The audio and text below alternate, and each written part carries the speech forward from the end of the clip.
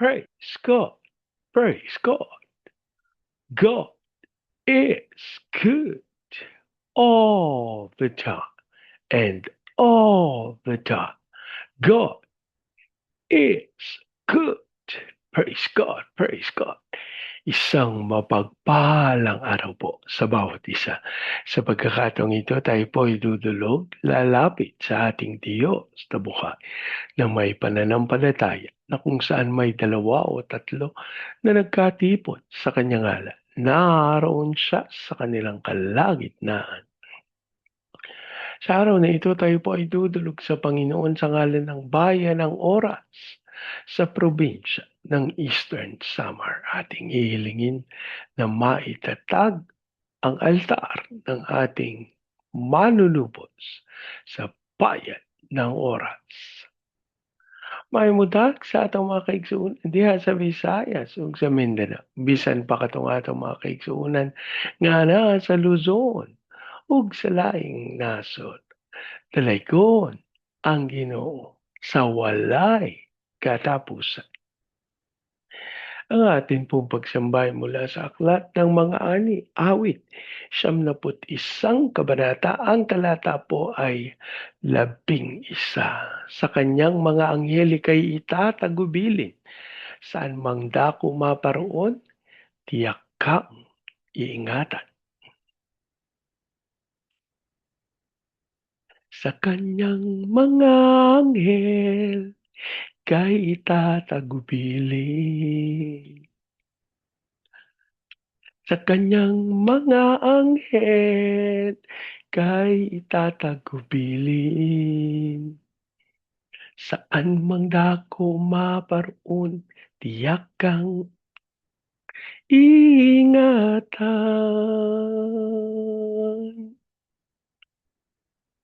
Saan mang dako maparoon, tiyak kang ingatan. Ama naming Diyos na makapangyarihan sa lahat, kami po'y nagpapasalamat sa pagkakataon na minsan pa makadulog at makalapit sa iyong banal na harapan. Kami po, Ama, ay umaamin sa lahat na aming pagkakasala, sa lahat ng karumihan, sa lahat ng bagay na nangangailangan ng iyong pagkilos.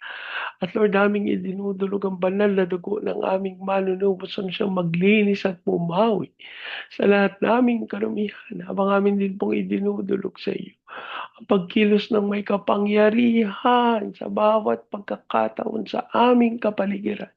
Ipahintulot mo, Panginoon, aming matagpuan ng kagalakan at kapayapaan tanging sa iyong presensya lamang. Maraming maraming salamat po. Mamin din pong idinudulog sa iyo ang bayan ng oras sa probinsya ng Eastern Samar. Ang aming panalangin ng lahat ng altar at lahat ng kasunduan na ginawa sa bayan ng oras nang hindi ayon sa pangalan ng aming manunubos ay mapawalang peace sa pangalan ni Jesus.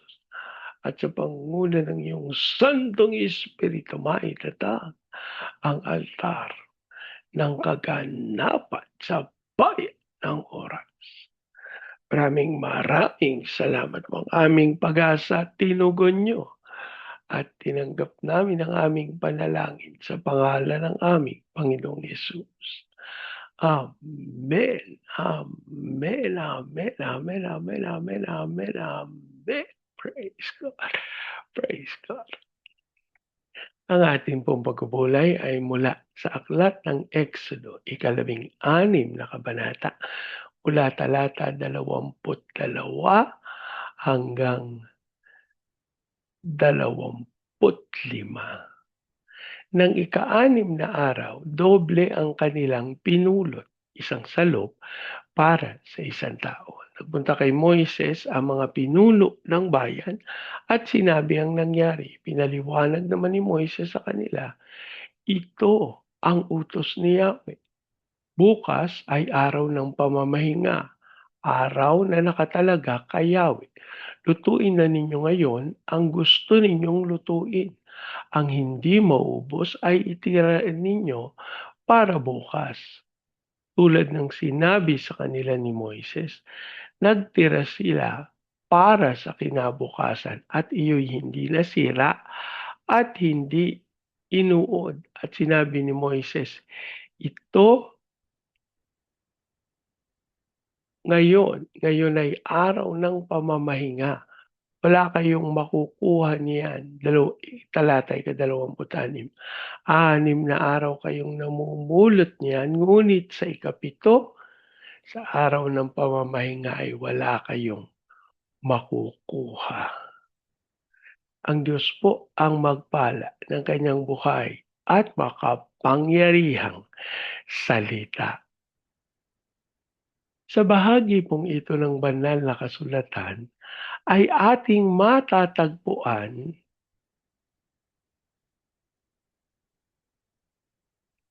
ang pagsama at kapangyarihan ng ating Panginoon.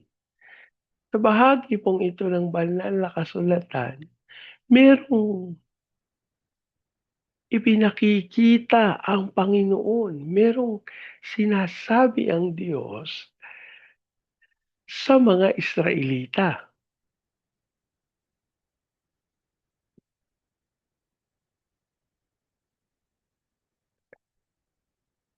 Alam niyo po, napakahalaga na bigyang pansin na ang pagtitiwala sa ating Panginoon ay marapat na ating pag-igihin, lalo na sa mga pagkakataon na tayo ay sinasabihan ng Panginoon na magpahinga. Sapagkat sa ganitong pagkakataon, tayo'y itinuturo ng Diyos tangi lamang sa Kanya. Tinatawag tayo ng Panginoon na magtiwala sa Kanya sa panahon ng pamamahinga. Ang pagsunod sa Diyos ay nangangailangan ng pagtitiwala kahit hindi natin nakikita kung ano man ang mangyayari bukas. Mga kapatid, may isang bagay na mahirap gawin ng mga tao, ang huminto. Sanay tayo na laging kumikilos, kapag may problema, gusto natin ayusin agad. Kapag may pangangailangan, gusto natin maghanap agad ng solusyon. Kapag may kulang, gusto natin kumuha agad. Kapag may pagkakataon, ayaw nating palampasin. Minsan naiisip natin, kapag hindi ako kumilos, baka mawalan ako. Kapag hindi ako nagtrabaho, paano ako mabubuhay? Kapag hindi ako nag-ipon ngayon, paano ang bukas? At dahil dito minsan, pati ang Diyos ay nahihirapan tayong pagkatiwalaan.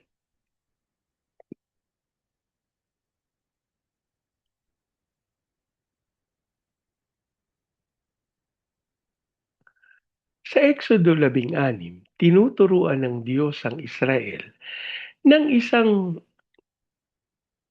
napakahalagang leksyon. Hindi lamang sila tinuturuan kung paano kumain, tinuturuan sila kung paano magtiwala. Ang mana ay hindi lamang pagkain, ito ay lesson in faith. Araw-araw, kailangang matutunan ng Israel ang Diyos ang magbibigay. At nang dumating ang ika-6 na araw, doble ang kanilang pinulot. Bakit? Dahil sinabi ng Diyos na sa ikapitong araw, wala silang makukuha. At dahil dito, nakikita ang isang magandang prinsipyo. Ang tunay na pagtitiwala sa Diyos ay nakikita sa ating pagsunod kahit hindi natin kontrolado ang kinabukasan. Ang Diyos ay may takdang panahon para sa ating buhay. Sinabi sa talata, ito ang utos ni Yahweh, bukas ay araw ng pamamahinga, araw na nakatalaga kay Yahweh. Pansinin natin, araw na nakatalaga kay Yahweh. Hindi sila ang nagtakda, hindi si Moises ang nagtakda, ang Diyos ang nagtakda. May pattern ang Diyos. 6 na araw silang mamumulot at sa ikapito, sila ay magpapahinga. Ibig sabihin, ang Diyos ay hindi lamang interesado sa kung ano ang ginagawa natin. Interesado siya sa kung kailan natin ito ginagawa. Napakahalaga nito. Dahil minsan, tama naman ang ginagawa natin pero mali ang timing. May mga bagay na gusto nating mangyari ngayon pero sinasabi ng Diyos, maghintay ka. May mga pintong gusto nating buksan pero sinasabi ng Diyos, hindi pa. May mga bagay na gusto nating kontrolin pero sinasabi ng Diyos, ibigay mo sa akin. Ang problema, gusto natin ang blessing ng Diyos pero ayaw natin ang timing ng Diyos. Gusto natin ang provision pero ayaw natin ang process. Gusto natin ang sagot pero ayaw natin ang paghihintay. Pero sa Exodus 16, tinuruan sila ng Diyos na ang buhay ay hindi lamang tungkol sa paggawa. May panahon ng paggawa, may panahon ng paghihintay, may panahon ng pagtanggap, at may panahon ng pagpapahinga. Ang pamamahinga ay isang pagsubok ng pagtitiwala. Kung iisipin natin, kakaibang utos ng Diyos. 6 na araw silang kukuha ng mana, pero sa ika-6 na araw, doble. Sinabi ng Diyos, huwag kayong mamumulot bukas. Kung ikaw ay Israelita noon, maaring maisip mo, sigurado ba to? Paano kung walang mana bukas? Paano kung gutom tayo? Paano kung hindi gumana ang sinabi ni Moises? Pero iyon mismo ang punto. Kailangan nilang magtiwala sa salita ng Diyos. Ang ikapitong araw ay hindi lamang test ng kanilang katawan. Ito ay test ng kanilang puso. Dahil kapag nagpahinga sila, para bang sinasabi nila, hindi ko kailangang kontrolin ang lahat. Ang Diyos ang bahala sa akin. Mga kapatid, minsan ang pinakamahirap na bahagi ng pananampalataya ay hindi ang gumawa. Ang pinakamahirap ay ang huminto at magtiwala. Madaling sabihin, Lord, nagtitiwala ako sa iyo. Pero ang tunay na tanong, kaya mo bang magpahinga dahil nagtitiwala kang may gagawin ng Diyos kahit wala kang ginagawa? Kapag nagpahinga,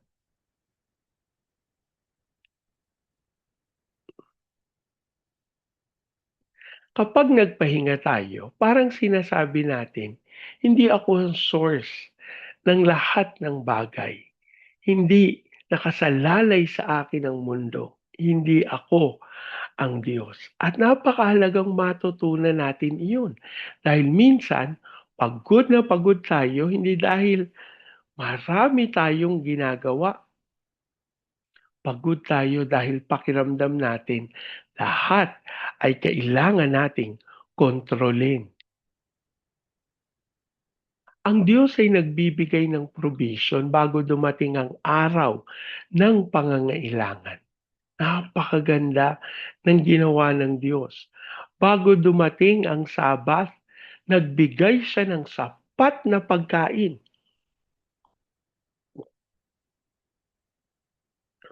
Hindi niya sinabing magpahinga kayo at bahala na kayo. Hindi. Nagbigay muna siya. Sa ika-6 na araw, may dobling mana. Ibig sabihin, ang provision ng Diyos ay mauuna bago ang pangangailangan. Napakaganda. Madalas kapag tinitignan natin ang bukas, natatakot tayo. Paano kaya? May pambayad kaya? Ano kaya ang mangyayari sa pamilya ko? Ano kaya ang mangyayari sa trabaho ko? Ano kaya ang mangyayari sa ministry? Hindi natin alam ang bukas, pero alam natin kung sino ang may hawak ng bukas at iyon ang mahalaga. Hindi sinabi ng Diyos sa Israel, alamin ninyo muna kung ano ang mangyayari bukas bago kayo magpahinga. Ang sinabi niya, magtiwala kayo sa akin. Mga kapatid, hindi natin kailangang malaman ang lahat tungkol sa bukas para makapagtiwala sa Diyos ngayon. Hindi kailangan ng faith na makita ang buong future. Kailangan lang nitong malaman kung sino ang kasama natin. Ang pagsunod sa Diyos ay mas mahalaga kaysa sa ating sariling sistema. Sinabi ni Moises, 6 na araw kayong mamumulot niyan. Ngunit sa ikapito, sa araw ng pamamahinga, wala kayong makukuha. Napakasimple ng instructions. Pero alam natin ang tao, kapag sinabi ng Diyos na 6 na araw, may ilan na baka magsabi, 7 araw na lang para siguradong may extra. Kung sinabi ng Diyos na huminto ka, sasagot tayo, Lord, 5 minutes lang. Kapag sinabi ng Diyos, maghintay ka, sasagot tayo, Lord, ako na lang ang gagawa. Kapag sinabi ng Diyos na trust me, sasagot tayo, pero gusto ko munang siguraduhin. Ito ang problema ng puso ng tao. Gusto natin ng assurance bago tayo sumunod. Pero sa Diyos, kadalasan, sumunod muna bago mo makita ang resulta. Faith is not, Lord, susunod ako kapag nakita ko na. Faith is, Lord, susunod ako dahil sinabi mo. May mga bagay na hindi natin dapat piliting kunin. May mahalagang detalye sa verse 26. Sa ikapito, sa araw ng pamamahinga, wala kayong makukuha. Walang mana. Walang kailangan nilang habulin. Walang kailangan nilang ipilit.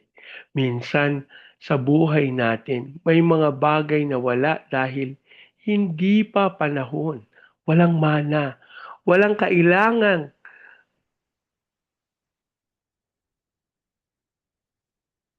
May mga pagkakataon na ang kawalan ay bahagi mismo ng utos ng Diyos. Hindi lahat ng saradong pinto ay failure. Hindi lahat ng delay ay rejection. Hindi lahat ng wala, ibig sabihin, pinabayaan ka na ng Diyos. Minsan, ang wala ay paraan ng Diyos para turuan tayong hindi mo kailangang kunin ang lahat. Magtiwala ka sa akin. May mga blessing na darating sa tamang panahon. May mga sagot na darating kapag handa na tayo. May mga pintong bubukas kapag oras na. At kapag naghintay, ang trabaho natin ay hindi laging gumawa. Minsan, ang trabaho natin ay magtiwala. Ang pamamahinga ay hindi katamaran. Kailangan lamang nating linawin ito. Ang biblical rest ay hindi simpleng wala akong gagawin dahil ayaw kong magtrabaho. Hindi yun ang itinuturo ng passage. 6 na araw silang magtatrabaho, may responsibility, may ginagawa, may discipline. Pero ang araw na ang Diyos mismo ang nagsabi, tumigil kayo. Ibig sabihin, may pagkakaiba ang katamaran sa pamamahinga sa Diyos. Ang katamaran ay pagtakas sa responsibility. Ang pamamahinga ay pagkilala na may limitasyon ang ating responsibility. Hindi tayo tinawag ng Diyos na maging walang kapaguran. Tayo ay mga nilalang. May limitasyon ang katawan. May limitasyon ang isip. May limitasyon ang oras. May limitasyon ang lakas. Pero ang Diyos ay walang limitasyon. Kaya kapag nagpahinga tayo sa tamang paraan, ipinapahayag natin, Lord, hindi ako ang Diyos, ikaw ang Diyos. Ang tanong, nasaan ang ating tiwala? Ngayon, ilagay natin ito sa ating buhay. Ano ang bagay na hindi mo kayang bitawan? Ano ang bagay na patuloy mong kinukontrol? Ano ang bagay na pinag-aalala mo gabi-gabi? Ano ang bagay na sinasabi mong, Lord, ako na ang bahala nito?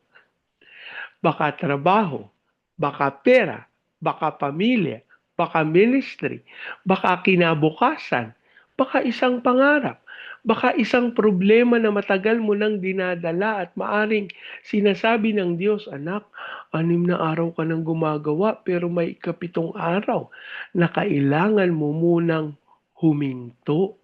Hindi ibig sabihin na wala ka nang gagawin. Ibig sabihin, hindi mo kailangang akuin ang trabaho ng Diyos. May bahagi ka, pero may bahagi ang Diyos. Trabaho natin ang sumunod. Trabaho ng Diyos ang magbigay. Trabaho natin ang maging faithful. Trabaho ng Diyos ang magbunga. Trabaho natin ang magtanim. Trabaho ng Diyos ang magpalago. Ang Diyos na nagbigay ng mana ay ang Diyos na mapagkakatiwalaan natin. Balikan natin ang Israel. Nasa wilderness sila. Wala silang supermarket. Wala silang palayan. Wala silang sariling supply chain.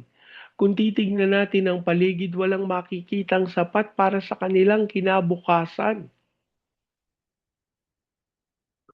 Pero bawat umaga may mana.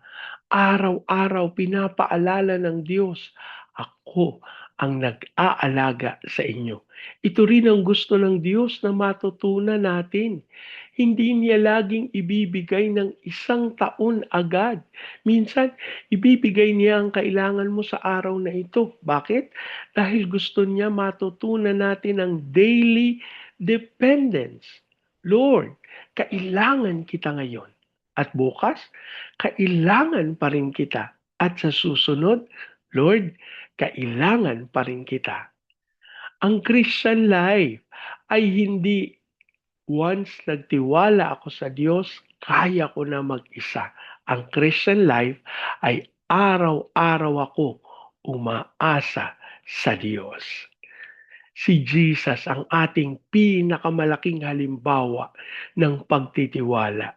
At bilang mga Kristiyano, hindi lamang tayo tumitingin sa mana, tinitignan natin si Kristo. Sinasabi ni Kristo sa Mateo chapter 6 na huwag tayong mabalisa tungkol sa bukas sapagkat alam ng Ama ang ating pangangailangan. At sa John chapter 6, pinakita ni Jesus na ang mana sa ilang ay nagtuturo patungo sa mas dakilang provision ng Diyos. Ang mana ay pagkain para sa katawan. Ngunit si Kristo ang tinapay ng buhay. At kung ang Diyos ay nagbigay ng kanyang anak para sa atin, paano natin pagdududahan na kaya niyang pangalagaan ang ating buhay? Kung ibibigay niya ang pinakamahalaga, ang kanyang anak, maaari tayong magtiwala sa kanya sa mga bagay na hindi natin alam. Kaya ang pahinga ay hindi lamang magpapahinga ako dahil kailangan ng katawan ko. May mas malalim.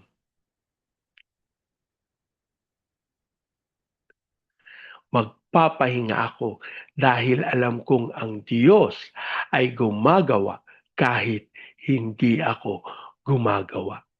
3 bagay na dapat nating dalhin bago tayo magtapos. Trust God's timing. Huwag pilitin ang hindi pa panahon. May timing ang Diyos. Kung sinabi niyang maghintay, maghintay. Kung sinabi niyang kumilos, kumilos. Kung sinabi niyang huminto, huminto. Ang pagsunod ay hindi lamang paggawa ng gusto ng Diyos. Ito rin ay paghinto kapag sinabi niyang huminto. Ikalawa, trust God's provision. Hindi mo kailangang makita ang lahat ng provision bago ka sumunod. Ang Israel ay walang mana sa ikapitong araw pero mayroon silang sapat na mana mula sa ika-anim na araw. Ang Diyos ay marunong maghanda ng kailangan mo bago mo pa ito kailanganin. Ikatlo, trust God's presence. Ang pinakamalaking assurance natin ay hindi siguradong magiging madali ang bukas. Hindi iyon ang ipinangako ng Diyos. Ang assurance natin ay kasama ko ang Diyos. Hindi natin alam kung anong mangyayari bukas, pero alam natin sino ang kasama natin bukas at sapat na iyon.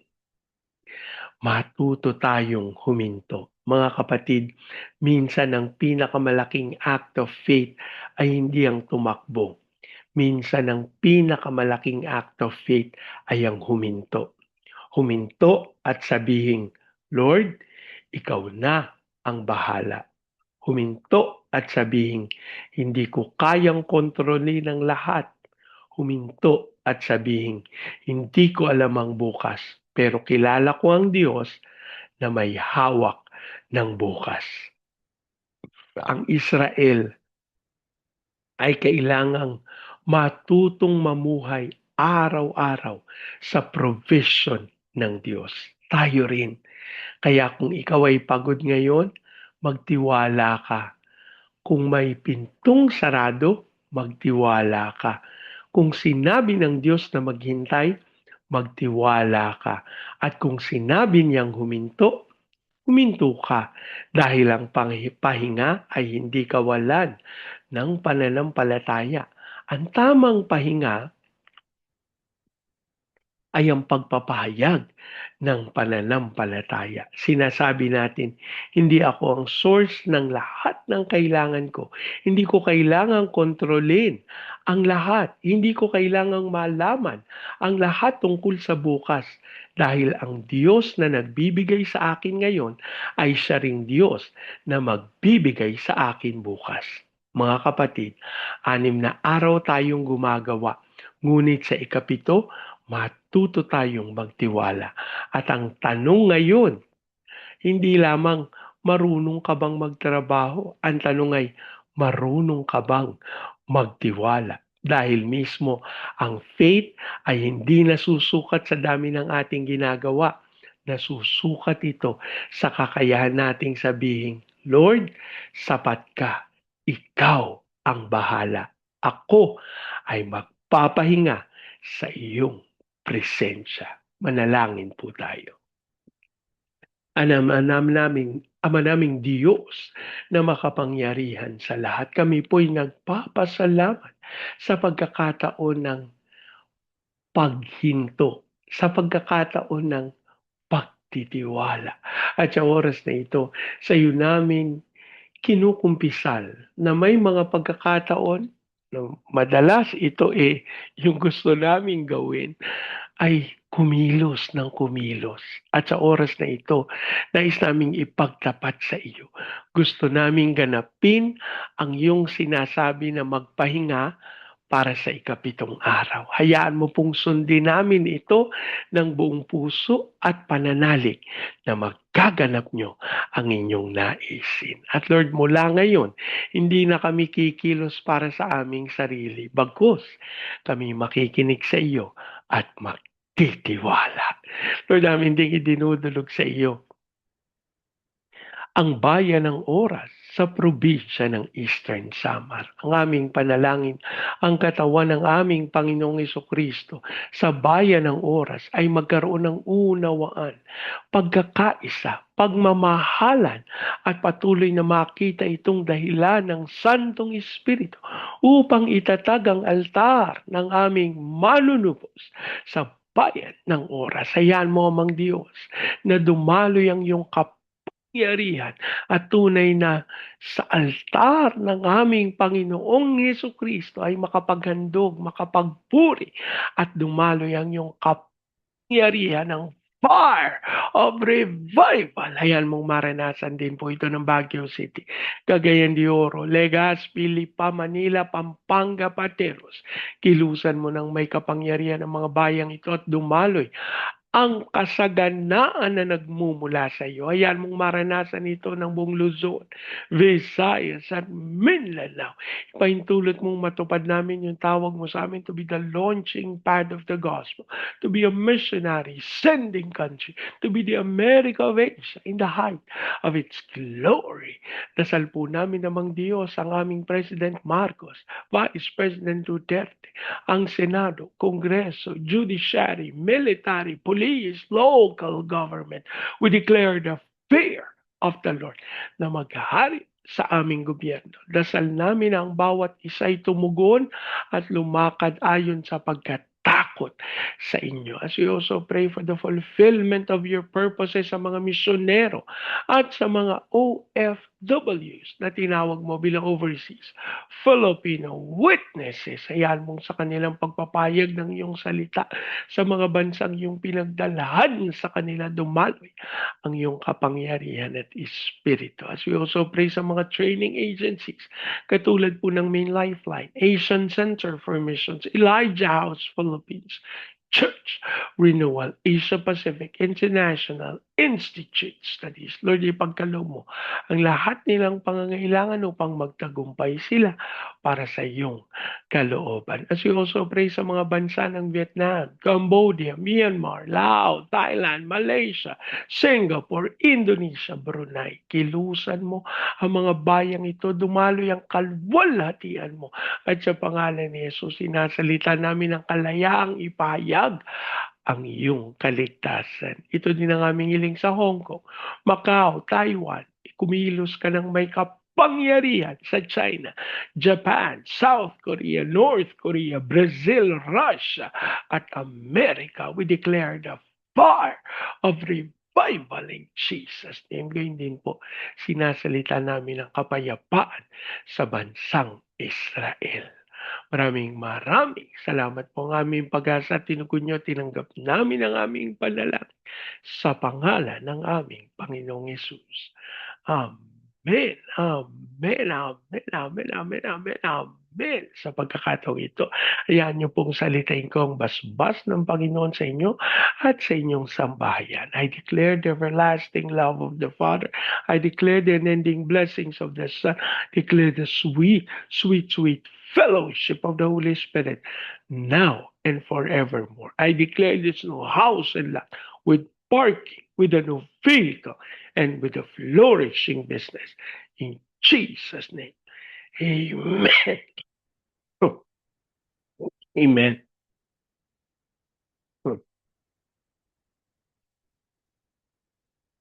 Hanggang sa susunod po, sama-sama nating ideklara, Pilipinas, God bless you big time.